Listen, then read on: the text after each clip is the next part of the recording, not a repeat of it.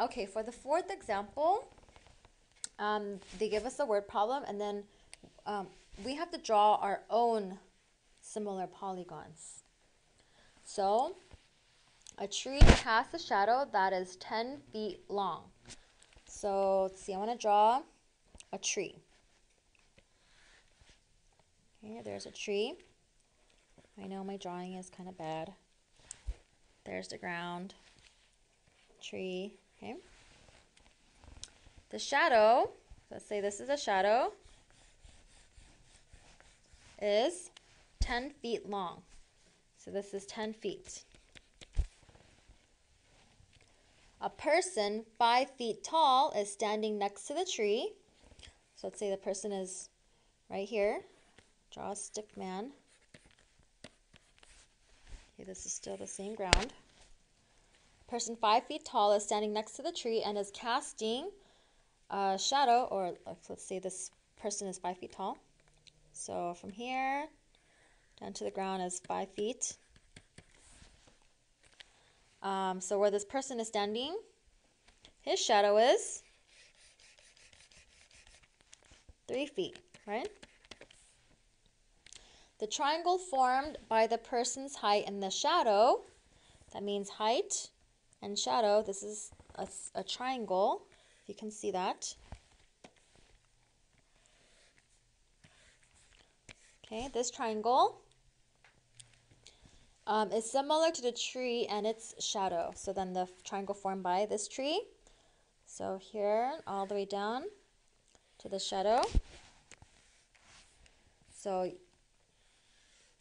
these two triangles, this triangle here and this triangle here, are similar. So they want us to find, what is it? The height of the tree. So how tall is the tree? That I'm going to make this x, right? From here to here. So then because they said it's similar, I can make a proportion now, right? So I can say the 10 feet, the shadow, over the 3, right? Because this side is corresponding to this side. It's going to be equal to the tree's height. Remember, if you started off with this tree triangle, then you have to start it for the next one, right? So the tree height, x, over the person's height, 5.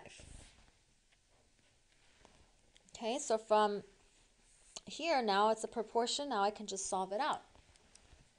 So in this case, I can't simplify this. I can't do the equivalent fraction method because this is already simplified. There's no number that goes into both 10 and 3.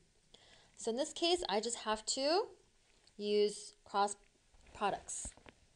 So here, I'm going to do 3 times x. So 3 times x equals 10 times 5, which is 50, right? So again, if I'm going to solve for x, I need to divide this 3, okay, because 3 times x is 50. So it's 50 divided by 3 to find the x.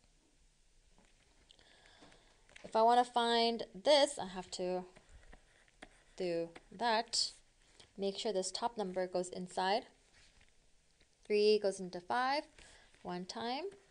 3, if I subtract it, I get 2. 0. 3 goes into 20 6 times, which is 18. I get 2. Okay, now that I have a remainder, I have to put my decimal point, bring down another 0. 3 goes into 20 again, 8 times. So 18 again, 2, another 0, so 8. So it depends on how many decimal numbers after the decimal point your teacher wants. But otherwise, you can just probably leave it as 16.89 or maybe 16.9 if we're going to round this. Okay, round this from that number, 16.9, and then that will be in 8.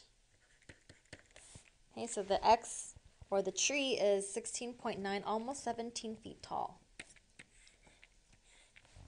Okay, so again, create your proportion. Make sure when you do your ratio, you're going to stick with the same side first. So it's this side to this side is your ratio, equals this side to that side. Okay, ratio. And then you just solve your proportion using cross products. Okay, so that's it for this lesson. Thank you for watching Educator.com.